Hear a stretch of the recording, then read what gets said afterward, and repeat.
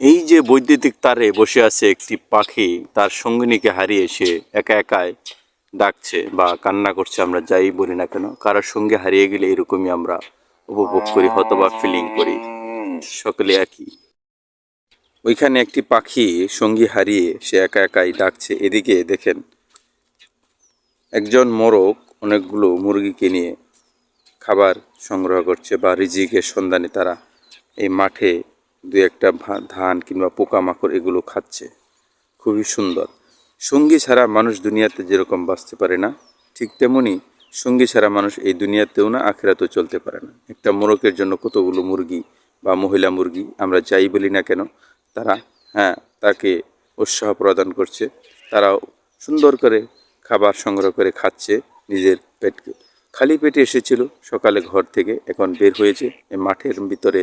তারা খুঁড়ে খুঁড়ে দুই একটা ধান হয়তোবা খোদাই করে খাচ্ছে। এই জুম করে দেখছে একটি মুরগি কিংবা পোকামাকড় যাই হোক খাচ্ছে। সঙ্গী তো ছাড়া মানুষ কখনোই টিকতে পারে না এই দুনিয়াতে, না। সেটাই আমি বলতে চাচ্ছি যে মানুষ আমরা যতই কিছু করি না কেন, সঙ্গী ছাড়া কখনোই চলতে পারি না। ঠিক তেমনি মানুষের মতো এই পাখিটিও তার সঙ্গীকে হারিয়ে অনেকক্ষণ যাবৎ বসে আছে বৈদ্যুতিক তারের উপর। আশপাশে কিচ্ছু নেই। এই যে দেখতে পাচ্ছেন একটি পাখিও নেই, হয়তোবা তার সঙ্গী এখানে নেই।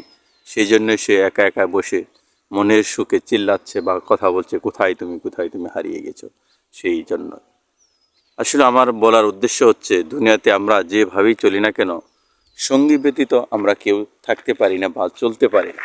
সে সঙ্গীকে আমাদেরকে মূল্যায়ন করতে হবে এই বেঁচে থাকাকালীন। তাকেও, তার প্রতি সমস্ত কিছু আমার দায়িত্ব, আমার সঙ্গীকে টিকিয়ে রাখা আল্লাহর রহমতে। কাজেই সঙ্গীত্বহীন মানুষ কখনোই দাম পায় না, কোথাও না। কাজেই আমি আপনি যেভাবেই থাকি না কেন, আমার সঙ্গীকে অবশ্যই দাম দেব, তাকে মূল্যায়ন করার চেষ্টা করব। যেরকম সেই পাখিটি সঙ্গীকে হারিয়ে সে মনের সুখে কান্না করছে, খাবার সংগ্রহ করতে পারছে না। আর একদিকে এই যে আবারও দেখাচ্ছি যে সঙ্গীত নিয়ে মোরগ তার সঙ্গীকে নিয়ে খাবার খাচ্ছে মনের সুখে, খুবই আনন্দে। যখন সঙ্গী থাকে মন ভরে যায় এবং কি মনের সুখে সব কিছুই ভালো লাগে কাজ কাম করতে। ঠিক তেমনি আরেক জোড়া পাখি বা অনেকগুলো পাখি এসেছে বৈদ্যুতিক তারের উপর। দেখেন সঙ্গী নিয়ে সকলে বসে মনের সুখে ডাকছে আর খাবার সংগ্রহের জন্য। খালি পেটে আসছে আল্লাহর রহমতে, এখন তারা আবার ভরা পেটে যাবে সারাদিন রিজিক সংগ্রহ করে। তাদের রিজিক কিন্তু খুব কঠিন, তারা উৎপেতে আছে কখন রিজিক ধরবে। মানুষের যদি এরকম রিজিক সংগ্রহ করতে হতো, তাহলে মানুষ কতই না কষ্ট করে সেই রিজিক সংগ্রহ করতো। তারা অনেকক্ষণ বসে থাকার পর উপরের দিকে মুখ করে তারা এই দেখেন মুখ করে বসে আছে, কখন রিজিক আসবে আর কখন তারা সেগুলো খাবে। তার কারণ হচ্ছে তারা আল্লাহর উপর, এক আল্লাহর উপর তোয়াক্কুল করছে। সেই জন্যই তারা কি বৈদ্যুতিক তারের উপর বসে আছে রিজিকের সন্ধানে। আল্লাহ তাআলা, আল্লাহ এক আল্লাহর উপর বিশ্বাস করে তারা যখন বসে আছে, যখন আল্লাহ তাআলা তার রিজিক দান করবে তখনই সে গ্রহণ করবে, তার আগে নয়।